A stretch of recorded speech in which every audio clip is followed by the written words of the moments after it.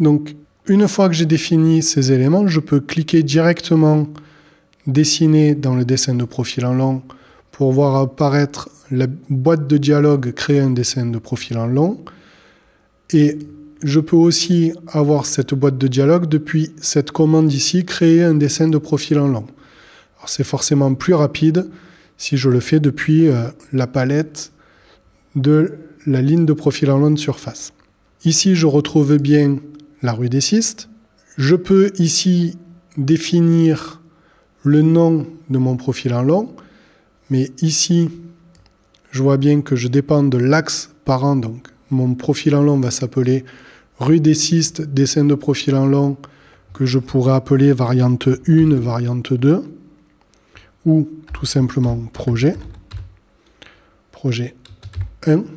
La description, le style de dessin. Alors ici, j'ai plusieurs styles de dessin.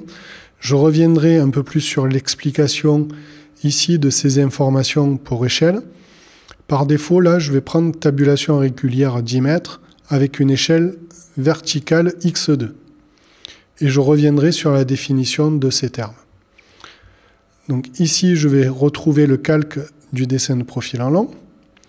Ici, c'est la possibilité d'afficher les lignes de profil de décalage en empilant verticalement les dessins de profil en long. J'ai créé des lignes de décalage et plutôt que de tout afficher sur un seul profil en long, je peux l'afficher sur d'autres profils en long qui vont s'ajouter par-dessus le mien.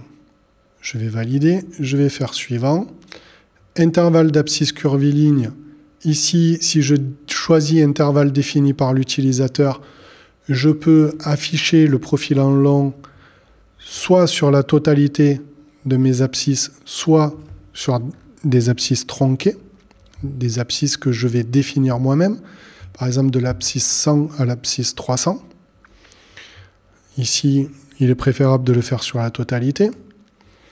Dans hauteur de dessin, la hauteur du profil en long, donc du TN, part de minimum 79,31 à 99,81. Et pareil, je peux définir des valeurs et créer des profils en long divisés pour différentes valeurs. C'est surtout effectif quand on est dans une zone montagneuse à fort dénivelé où tous les profils en long ne vont pas rentrer sur un format A4 ou voire sur un format A0 en paysage ou en portrait. Donc il faudra diviser le profil en long par différents formats. Ça fera l'objet d'un autre sujet. Nombre de vues empilées, 3 parce que j'ai choisi de faire des vues empilées et je peux définir les styles pour chaque profil. Et ici, donc on va faire un petit espacement de 1. Je vais faire suivant. Et je vais afficher ce que je veux dessiner. Alors, dans le profil de dessus, dans le profil du milieu et dans le profil de dessous.